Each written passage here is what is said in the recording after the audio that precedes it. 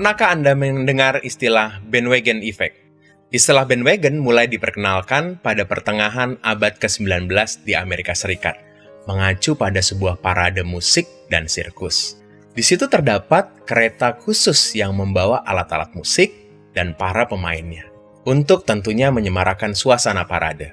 Kereta musik, bandwagon, ini sangat menarik perhatian orang banyak, baik karena alunan musiknya maupun penampilan para pemainnya, sehingga orang yang mendengarnya lalu datang berduyun-duyun ikut meramaikan parade sambil menikmati permainan musik yang ada. Kemeriahan panggung musik dan tontonan ini melahirkan fenomena turunannya yang disebut dengan bandwagon effect, yaitu kondisi di mana orang-orang cenderung mengikuti perilaku, gaya, bahkan cara bicara orang lain hanya karena semua orang melakukan itu. Tidak heran kalau satu tren tertentu bisa diikuti oleh banyak orang. Contohnya adalah dalam tren musik, fashion, sosial media, dan banyak hal lainnya.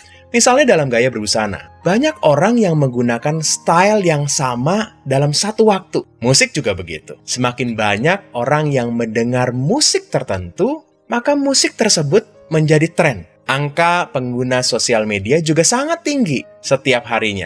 Bahkan sosial media baru yang terus berkembang juga semakin diminati oleh banyak orang. Mengapa hal ini bisa terjadi? Penyebabnya adalah karena orang-orang dipengaruhi oleh tekanan dan norma yang dimiliki oleh segerombolan orang-orang itu. Ketika terlihat bahwa orang banyak melakukan hal-hal itu bersamaan, menjadi sangat sulit bagi kita untuk tidak ikut-ikutan melakukannya. Tekanan ini bisa mempengaruhi banyak aspek dalam hidup manusia, khususnya dalam perilaku. Efek bandwagon ini juga sering terjadi karena kita cenderung ingin menjadi sama seperti orang banyak. Sangatlah tidak nyaman jika tidak mengikuti tren yang sedang berlangsung. Kecenderungan manusia adalah ingin diakui. Itulah sebabnya kita cenderung nyaman jika orang lain melihat dan mengakui kita dalam sebuah kelompok sosial. Istilahnya, kita merasa semakin diterima dengan menjadi sama dengan orang lain. Takut dikucilkan juga bisa menjadi poin penyebab